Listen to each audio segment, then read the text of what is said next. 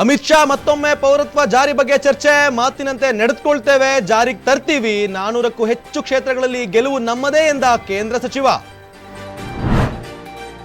ಈಶ್ವರಪ್ಪನ ಮಾತಿಗೆ ಮತ್ತೊಂದು ಕೌಂಟರ್. ಗುಂಡಿಕ್ಕಿ ಕೊಲ್ತೀನಿ ಅಂದ್ರೆ ಕೊಲ್ಲಲಿ ಬಿಡಿ, ಗುಂಡಿಗೆ ಹೆದರುವ ಬ್ಲಡ್ ಅಲ್ಲ ಎಂದ ಡಿಕೆಶಿ. ನಮಸ್ತೆ, ನೀವು ನೋಡ್ತಾ ಇದ್ದೀರಾ ಅಶ್ವವೇಗ ನ್ಯೂಸ್. ನಾನು ರೋಹಿತ್. ಮೊದಲನೇ ಸುದ್ದಿಯನ್ನು ನೋಡ್ತಾ ಹೋಗೋಣ. ಲೋಕಸಭಾ ಚುನಾವಣೆಯಲ್ಲಿ ಬಿಜೆಪಿಯು 370 ಕ್ಷೇತ್ರಗಳಲ್ಲಿ ಗೆಲುವು ಸಾಧಿಸಲಿದೆ. ಎನ್ಡಿಎ ಒಕ್ಕೂಟವು 400ಕ್ಕೂ ಹೆಚ್ಚು ಕ್ಷೇತ್ರಗಳಲ್ಲಿ ವಿಜಯ ಪತಾಕೆ ಹಾರಿಸಲಿದೆ ಅಂತ ಕೇಂದ್ರ ಗೃಹ ಸಚಿವ ಅಮಿತ್ ಶಾ ಭರವಸೆಯನ್ನ ನೀಡಿದ್ದಾರೆ. 3ನೇ ಬಾರಿಗೆ ಪ್ರಧಾನಿ ನರೇಂದ್ರ ಮೋದಿ ಸರ್ಕಾರ ರಚನೆ ಮಾಡುವ ಬಗ್ಗೆ ವಿಶ್ವಾಸ ಇದೆ. ಕಾಂಗ್ರೆಸ್ ವಿರುದ್ಧ ವಾಗ್ದಾಳಿಯನ್ನು ನಡೆಸಿದ್ದಾರೆ. ಇನ್ನು ಲೋಕಸಭಾ ಚುನಾವಣೆಯಲ್ಲಿ ಯಾರಿಗೆ ಗೆಲುವು ಸಿಗಲಿದೆ ಅನ್ನೋದ್ರ ಬಗ್ಗೆ ಯಾವುದೇ ಸಸ್ಪೆನ್ಸ್ ಆಗಿ ಉಳಿದಿಲ್ಲ. ಕಾಂಗ್ರೆಸ್ಗೆ ಕೂಡ ಅದು ಅರ್ಥ ಆಗಿದೆ. ಲೋಕಸಭಾ ಚುನಾವಣೆ ಒಳಗಾಗಿಯೇ ನಾವು ದೇಶಾದ್ಯಂತ ಸಿಎಎನ್ನ ತರ್ತೀವಿ. ಸಿಎ ವಿಚಾರದಲ್ಲಿ ನಮ್ಮ ಮುಸ್ಲಿಂ ಸಹೋದರರ ನಡುವೆ ಮಿಸ್ಲೀಡ್ ಮಾಡಲಾಗ್ತಾ ಇದೆ. ಇದು ಭಾರತದಲ್ಲಿರುವ ಮುಸ್ಲಿಮರ ಪೌರತ್ವವನ್ನು ಕಿತ್ತುಕೊಳ್ಳೋದಕ್ಕಾಗಿ ನಾವು ಜಾರಿಗೆ ತರ್ತಾ ಇಲ್ಲ.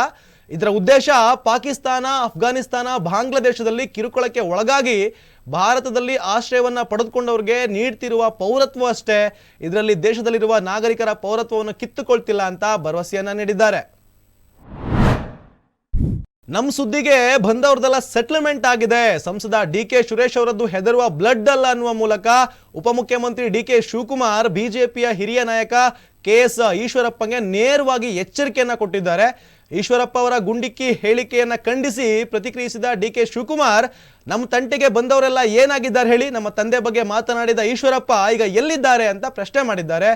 ಈಶ್ವರಪ್ಪ ಬಳಿ ಕ್ಷಮೆ ಕೇಳಿ ಅಂತ ನಾವು ಹೇಳ್ತಾ ಇಲ್ಲ, ಅವನದ್ದು ಒಂದು ರೌಂಡ್ ಸೆಟಲ್ಮೆಂಟ್ ಆಗಿದೆ. ಅಸೆಂಬ್ಲಿಯಲ್ಲಿ ಏನೋ ಮಾತನಾಡಿದ್ರು, ಈಗ ಎಲ್ಲಿದ್ದಾರೆ ಈಶ್ವರಪ್ಪ? ನಮ್ಮ ಸುದ್ದಿಗೆ ಬಂದಿದ್ದಾರೋ ಅವ್ರದೆಲ್ಲ ಸೆಟಲ್ಮೆಂಟ್ ಆಗ್ತಾ ಇದೆ. ಗುಂಡಿಕ್ಕಿ ಕೊಲ್ತೀನಿ ಅಂದ್ರೆ ಕೊಲ್ಲಲಿ ಬಿಡಿ. ಡಿಕೆ ಸುರೇಶ್ ಈ ಗುಂಡಿಗೆ ಹೆದರುವ ಬ್ಲಡ್ ಅಲ್ಲ. ಕೆಂಪೇಗೌಡರ ಇತಿಹಾಸ ಗೊತ್ತಿದೆ ಅಲ್ವಾ, ನಮಗೂ ನಮ್ಮದೇ ಆದ ಇತಿಹಾಸ ಇದೆ ಅಂದಿದ್ದಾರೆ. ಈ ಗುಂಡಿಗೆ ಹೆದರೋ ಬ್ಲಡ್ ಅಲ್ಲ, ನಾನೇ ಬರ್ತೀನಿ ಅಂತ ಹೇಳಿದ್ದಾರೆ. ಇತಿಹಾಸ ಗೊತ್ತಿದೆ. Own history in Bengaluru. ಯಾರಿಗೂ ಪ್ರೇರೇಪಣೆ ಮಾಡೋದು ಬೇಡ, ನಾನೇ ಬರ್ತೀನಿ ಈಶ್ವರಪ್ಪನವ್ರ ಮನೆಗೆ ಅಂತ ಹೇಳಿದ್ದಾರೆ ಡಿ ಕೆ ಸುರೇಶ್ ಅವರು. ನಾವು ರಾಜಕಾರಣ ಮಾಡಬೇಕಾದವರು ಹಿಂದೆ ಹೇಳಿದ್ದೀನಿ. ಹುಲ್ಲುಗಾಡಿನೂ ಹಿಡ್ಕೊಂಡು ಬರಲಿಲ್ಲ, ಕಿವಿ ಮೇಲೆ ಹೂವು ಹಿಡ್ಕೊಂಡು ಬರಲಿಲ್ಲ. ನಡೀರಿ, ಆಯ್ತು. ಹಸಿರು ಶಾಲೆ ನಮ್ಮ ಪಾಸ್, ನಮ್ಮನ್ನ ತಡೆಯೋದಿಕ್ಕೆ ಏನಿದೆ ರೂಲ್ಸ್? ಅಡ್ಡಗಟ್ಟಿದ ಸಿಬ್ಬಂದಿಗೆ ರೈತರಿಂದ ಸರಿಯಾದ ಕ್ಲಾಸ್ ಅನ್ನು ತಗೊಂಡಿದ್ದಾರೆ. ಫ್ರೀಡಂ ಪಾರ್ಕ್ನಲ್ಲಿ ರೈತರ ಕೃಷಿ ನೀತಿ ಹಾಗೂ ರೈತರಿಗೆ ಬೆಂಬಲಾರ್ಥವಾಗಿ ನಡೆಯುತ್ತಿರುವ ವಿವಿಧ ಬೇಡಿಕೆ ಈಡೇರಿಸುವಂತೆ ರೈತರ ಪ್ರತಿಭಟನೆಗೆ ವ್ಯಾಪಕವಾಗಿ ಬೆಂಬಲ ಸಿಗ್ತಾ ಇದೆ. ಇದರ ನಡುವೆ ಬೆಂಬಲಕ್ಕೆ ಹೊರಟ ರೈತನನ್ನ ತಡೆದ ಘಟನೆ ನೆಲಮಂಗಲದ ದೇವಿಹಳ್ಳಿ ಟೋಲ್ ಬಳಿ ನಡೆದಿದೆ. ರೈತರ ವಾಹನಗಳನ್ನು ಅಡ್ಡಗಟ್ಟುವುದು ಎಷ್ಟರ ಮಟ್ಟಿಗೆ ಸರಿ? ನಿಮಗೆ ಪಾಸ್ ನೀಡಿಲ್ಲ ಅಂತ ಬೇಸರ ಇಲ್ಲ, ನಮಗೆ ಹಸಿರು ಶಾಲ್ಗಳೇ ಪಾಸು ಅಂತ ಮಾಗಡಿ ತಾಲೂಕು ರೈತ ಸಂಘದ ಅಧ್ಯಕ್ಷ ಲೋಕೇಶ್ ಸಿಬ್ಬಂದಿಗಳಿಗೆ ಮನವರಿಕೆ ಮಾಡಿದ್ದಾರೆ. ಪೊಲೀಸ್ ಇಲಾಖೆಗೆ ವಿಷಯ ತಿಳಿತಿದ್ದಂತೆ ಟ್ರಾಫಿಕ್ ಇನ್ಸ್ಪೆಕ್ಟರ್ ಸ್ಥಳಕ್ಕೆ ಹಾಗೂ ಗ್ರಾಮಾಂತರ ಇನ್ಸ್ಪೆಕ್ಟರ್ ಧಾವಿಸಿ ರೈತರಿಗೆ ಮನವೊಲಿಸಿ ಪ್ರತಿಭಟನೆಯನ್ನ ಕೈಬಿಡಿಸಿದ್ದಾರೆ. ರೈತ ನಾಯಕ ಲೋಕೇಶ್ ಮುಂದಿನ ದಿನಗಳಲ್ಲಿ ರೈತರಿಗೆ ಇದೇ ರೀತಿ ಅನ್ಯಾಯ ಆದರೆ ಉಗ್ರ ಹೋರಾಟ ಮಾಡೋದಾಗಿ ಎಚ್ಚರಿಕೆಯನ್ನು ನೀಡಿದ್ದಾರೆ. ಶುರುವಾಗ್ತಿದೆ 1486 ಕೋಟಿ ಮೊತ್ತದ ಬೃಹತ್ ಕಾಮಗಾರಿ.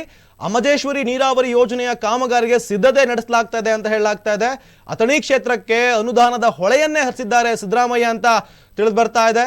ಅಂದ್ರೆ ರಾಜ್ಯ ಸರ್ಕಾರ ಆರ್ಥಿಕ ಸಂಕಷ್ಟದ ನಡುವೆ ಅಥಣಿ ಕ್ಷೇತ್ರಕ್ಕೆ ಬಂಪರ್ ಅನುದಾನವನ್ನ ರಿಲೀಸ್ ಮಾಡಿದೆ. ಬಿಜೆಪಿ ಸರ್ಕಾರದ ಅವಧಿಯಲ್ಲಿ ಮೊದಲ ಹಂತದ ಅನುಮೋದನೆ ಪಡೆದುಕೊಂಡಿತ್ತು ಈ ಒಂದು ಕಾಮಗಾರಿ. ಇದೀಗ ಸಿಎಂ ಸಿದ್ದರಾಮಯ್ಯ ಅವರು 2ನೇ ಹಂತದ ಕಾಮಗಾರಿಗೆ ಅನುಮೋದನೆ ನೀಡಿದ್ದಾರೆ. ಇದರ ಜೊತೆಗೆ ಮೊದಲನೇ ಮತ್ತು 2ನೇ ಹಂತದ ಕಾಮಗಾರಿಗೆ ಹಣವನ್ನು ಕೂಡ ಬಿಡುಗಡೆ ಮಾಡಿದ್ದಾರೆ. 1486 ಕೋಟಿ ರೂಪಾಯಿ ಬೃಹತ್ ಕಾಮಗಾರಿಯಾದ ಅಮಜೇಶ್ವರಿ ಯೋಜನೆಯು 11 ಹಳ್ಳಿಗಳಿಗೆ ಯಥಾ ನೀರಾವರಿ ಮುಖಾಂತರ ನೀರನ್ನು ಒದಗಿಸುತ್ತೆ. ಒಟ್ಟು ಈ ಯೋಜನೆಯಿಂದ 9950 ಹೆಕ್ಟೇರ್ ಜಮೀನು ನೀರು ಪಡೆಯುವುದರ ಜೊತೆಗೆ 13 ಕೆರೆಗಳನ್ನು ತುಂಬಿಸುವ ಬೃಹತ್ ಯೋಜನೆಯಾಗಿದೆ. ಸರ್ಕಾರ ರಚನೆಯಾಗಿ 9 ತಿಂಗಳಲ್ಲಿ 40 ಕೋಟಿ ರುಗಳನ್ನು ಈಗಾಗಲೇ ಬಿಡುಗಡೆ ಮಾಡಿದೆ ಸರ್ಕಾರ. ಜೊತೆಗೆ ಇದೇ 18ರಂದು ಸಿಎಂ ಸಿದ್ದರಾಮಯ್ಯ ಮತ್ತು ಡಿಸಿಎಂ ಡಿಕೆ ಶಿವಕುಮಾರ್ ಅವರು ಅಥಣಿ ಕ್ಷೇತ್ರಕ್ಕೆ ಭೇಟಿ ನೀಡ್ತಾ ಇದ್ದು, ಈ ವೇಳೆ ಸಿಎಂ ಮತ್ತು ಡಿಸಿಎಂ ಸೇರಿ ಅಥಣಿ ಭಾಗದ ಅಮಜೇಶ್ವರಿ ಯಥಾ ನೀರಾವರಿ ಯೋಜನೆಯನ್ನ ಜಾರಿ ಮಾಡಲಿದ್ದಾರೆ. ಇದಾಗಿತ್ತು ಅಶ್ವವೇಗ ನ್ಯೂಸ್. ಹೆಚ್ಚಿನ ಮಾಹಿತಿಗಾಗಿ ನೋಡ್ತಾ ಇರಿ ಅಶ್ವವೇಗ.